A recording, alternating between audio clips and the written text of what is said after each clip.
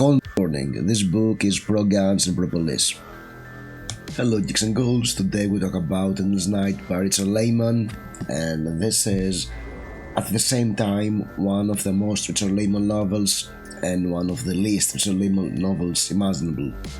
And you're probably confused, but the way it is, the Laymon things that are in there and the Laymon things that are not there, they make this book ideal as a first Laymon book to read. Some of the complaints you'll hear about him, they're not here.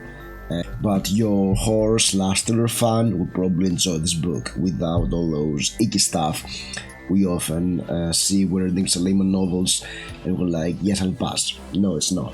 So, Endless Night is a home invasion thriller. It's about a young girl, Jodie Fargo, who is having a sleepover with her best friend. She's 16, and that night a group of maniacs enter the house. They kill her friend's parents, and she, along with her friend's younger brother, Andy, who is 12 years old, they escape and the killers are after them. And actually one of them, Simon Queer, is tasked to go find her and bring him back to the rest of the maniacs, or they will take care of his girlfriend and his family. So we have this thriller, this bloody splatter thriller with a lot of violence and gore, mayhem, and maniacs hunting after you. And this night, the first night of the massacre, it lasts about 100 pages, so it's not quite endless. But you know, it starts with a bang, like Jodie and her friend are in their room and suddenly somebody knocks on the door and the killing begins. But Jodie is not just, a damsel in distress. She knows how to take care of herself. And there are parts where it's in third person, where we follow Judy and Andy and whoever is with them. And then we have other parts where it's Simon narrating his story and his actions to a tape recorder. And you know what? The Simon parts are hands down the best parts in the book, because Richard Laymon has this gift of giving you lively dialogue, so there's this very oral way of saying how things happen, describing things and Simon's thoughts and actions, and that's very enjoyable to read as far as pacing and style is. But then again, Simon is a crazy killer, so this part humanizes Simon quite well.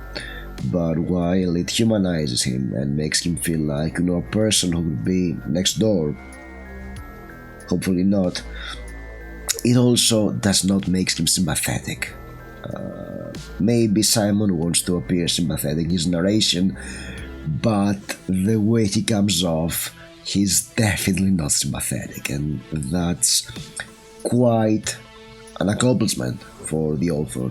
The Jodie parts, well, the initial part with the chase and the killings and such, it's entertaining. You really have to like Jodie for being so driven to survive. She's definitely a tough cookie. But then after we get out of this part, the pace kind of drop offs, because there is a bit of lax time, let's say, where she tries to find her bearings and deal with all those stuff that happened, her trauma, and the way she tries to cope with it, and that's not quite as enjoyable. Of course, there is also some great dialogue here. There is this very disturbing part of the book where Andy, the 12-year-old boy, has a crush on Jodie, and he's trying to... There's actually some tension there, like, Jodie notices that he is not dressed at some point, or actually, how Laymon is when it comes to women, right? When every woman is like treated as a piece of meat. Now there is a bit of that with Jodie interacting with Andy, and Andy's the piece of meat, and he's only 12, and they snog a couple of times for different reasons. So yeah, that was kind of awkward. But I guess Richard Laymon knows that his audience is 12-year-old boys, so yeah, let them kiss the pretty cheerleading girl. Why not? And actually, speaking of the male gaze and Laymon being sleazy as fuck, the parts where Dottie is the main character, there is none of that. There is no ramps interacting with entire rooms. There is there are very few mentions of breasts or anything like that, and Dottie is not horny. Alright, she may be a bit horny for Andy, but no, she's not. Actually, Andy is horny for Dottie, and she's like icky. Or, yeah, it's complicated. It's complicated because there's some baiting there, alright? That makes the book kind of weird, I guess, because Andy's a 12-year-old boy. But whatever, it's also a Laymon book, so there is always Simon and his friends, and a bit of an Easter egg, of course, is that Simon's gang is called the Crawlers, because when they were young, they read a horror novel where there are some evil guys called the Krulls, who are savages who live in forests and wear human skins, and that's what they do. They shave their heads so they leave no evidence. They wear the skins of their victims as suits. They go into random houses, they break in, they kill whoever is there, they have their fun. Not only with the knives and weapons, but you know, the other kind of fun, because it's a Laymon novel. But I don't think it gets that graphic. There is blood and gore and unmentionable acts committed on corpses, but it's not on screen, on full display. And Simon does a lot of nasty stuff in this book, so I guess, yeah, there's no way to humanize with this guy, alright? There's no way to empathize with this guy. You can see, yes, he's a person and he should probably rot in hell, but you see the way he thinks and how he gets there. And yes, I was saying that this novel that Simon and his friends were reading with the Krulls is The Woods Are Dark by Richard Laymon. So yes, Richard Laymon exists as an author in the Richard Laymon universe, and maybe he thinks that his fans are like the Crawlers. I don't know. But yeah, when it gets to Simon is basically how Richard Laymon writes each and every other of his novels. So maybe that's how he sees his fans, I guess. Maybe he thinks that his fans are perverts who enjoy sex and violence, which is true, judging from me, of course. But don't know about you. Alright?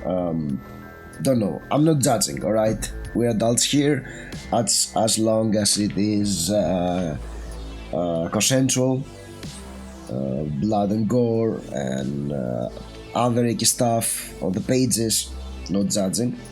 We're all perverts here, so of course Jodie's father is a police officer. He works in the LA sheriff, and he wants to protect his daughter, and there are a lot of shenanigans as Simon is looking for Jodie and Andy, and yeah, it's fun. There are a lot of character moments. Of course, it's Richard Laymon characters, so they're not super deep, but they talk like human beings, which is always good. The plot is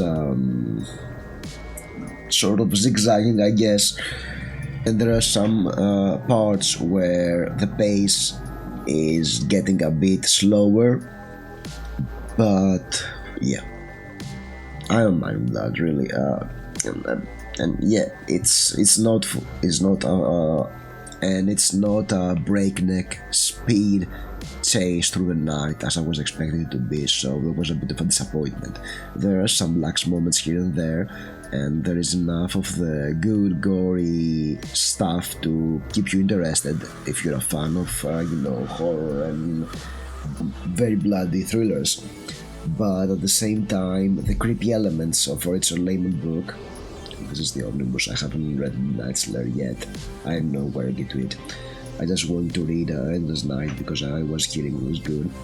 But yes, they're not enough of the creepy Richard Laymon bumps and male gaze all over the book to alienate some readers. It's definitely where it's supposed to be in Simon's parts, but I was really surprised to see that none of that was when we do follow a 16-year-old girl that has been assaulted by maniacs, and that's incredibly good taste, I guess, for the 90s. This book was published in 93. Of course, yes, Richard Laymon was pro-police and pro-gun. This informs a lot of the book. I mean, there's literally Andy saying that yes, if my parents were not anti-gun, if we had a gun at home, maybe they could have been alive today, and that's that may be a bit too much for people reading this book about maniacs doing a lot of bad stuff to people that did nothing wrong. That was my review for Endless Night.